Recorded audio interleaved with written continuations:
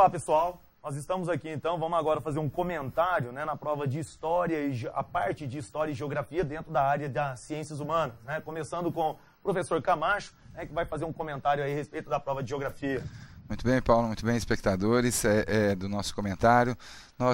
A prova de Geografia, diferentemente do comentário da prova de Sociologia, das questões de Sociologia, ela foi uma prova mais conteudista e menos temática, particularmente ligada a temas da atualidade. Isso não quer dizer que não vieram temas da atualidade na prova de Geografia.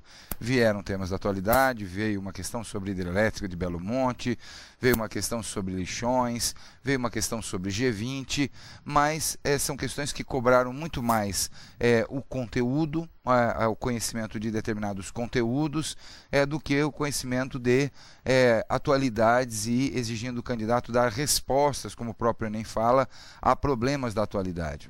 Então a gente entende que a prova de Geografia pecou um pouco nesse sentido, faltou mais interdisciplinaridade nas questões de Geografia. As questões de Geografia são reconhecidas rapidamente, nitidamente, como questões da Geografia. Eu acho que isso é um pecado que a prova comete.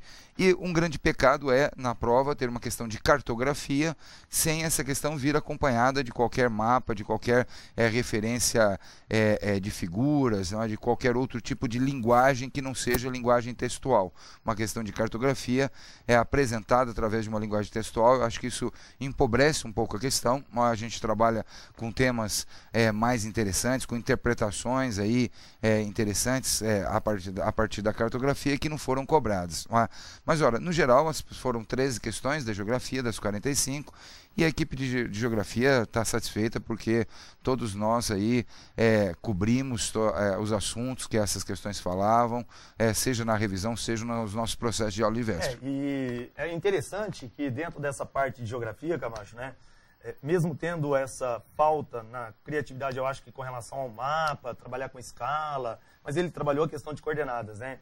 Interessante é que ele tentou misturar naquela questão que envolve a cartografia com correntes marítimas, né? Ele lembrou lá da corrente do Golfo, que poderia ser um tema interessante para estar trabalhando, como, por exemplo, o derrame de petróleo no Golfo do México, né? Coisa bem atual, um grande impacto ambiental. E que poderiam estar representadas por imagens, por outras figuras de linguagem, né? E na geografia ficou claro uma coisa, assim, em certos conteúdos, como, por exemplo, a prova das ciências da natureza, ela trouxe lá conteúdos bem interessantes vinculados com a geografia, né? Como, por exemplo, a parte de vegetação, que nós trabalhamos muito bem aqui, a questão dos biomas, a situação sobre solos, os impactos relacionados aos solos, né?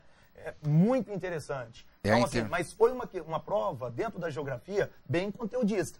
Então não era aquilo de ler jornal, viu revista, telejornais, você consegue resolver. Você tinha que ter um conteúdo, tinha que ter uma base de conteúdo, e isso foi visível, né? Na maioria das questões que envolveu geografia, erosões do solo, agricultura, né? Interessante. 3 questões de agricultura, o que acho que num conjunto de 13 questões até foi exagerado, poderia ter abordado outros assuntos que não foram abordados, mas... Além de recursos energéticos, cobrança como recursos minerais, Serra dos Carajás... Conhecimento do aluno sobre a localização desses recursos. Localização dos recursos minerais. Sim. Né?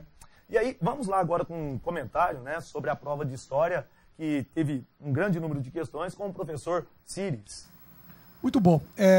Dentro daquilo que foi pretendido, dentro daquilo que foi intencionado e do que foi executado, houve uma defasagem muito intensa, o que nos leva a qualificar essa prova nas questões concernentes à história como decepcionante.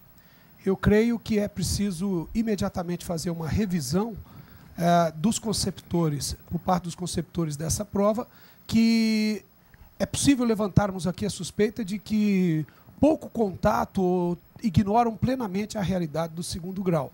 Foi uma prova de baixo nível de profundidade, chegando ao nível de repetir temas com relação à Revolução Industrial, os efeitos decorrentes da industrialização na Inglaterra do século XIX, falando em 2 questões sobre a mesma coisa, ou seja, a paisagem social, os desdobramentos sociopolíticos daquela revolução, o que nos leva a suspeitar de que não houve um empenho no sentido de se pensar numa prova que seja, no mínimo, equilibrada dentro das frentes que hoje congregam a história. Para que tenhamos uma ideia, não houve nenhum tipo de questão exigindo, por exemplo, temas relacionados à atualidade. Nós sabemos que a atualidade é muito dinâmica e, desse modo, não podia, em hipótese alguma, ser ignorada.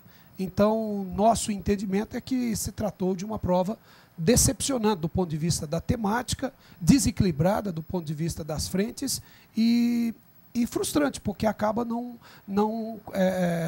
se vindo a qualificação, não se vindo mesmo a seletividade, que é o que se espera. Professor Cires, e fora essa situação de não abordar os conteúdos de uma forma geral da história, mas ela veio mais com história do Brasil, história geral, qual que foi a lógica na América? Parece que foi uma prova relativamente pobre, por exemplo, do ponto de vista da geopolítica, que é isso que você falou. Sim, com relação à atualidade. Absolutamente, né? Nada que tá lá nos foi seus cobrado. Programas. Exatamente, Paulo. Nada foi cobrado a respeito disso.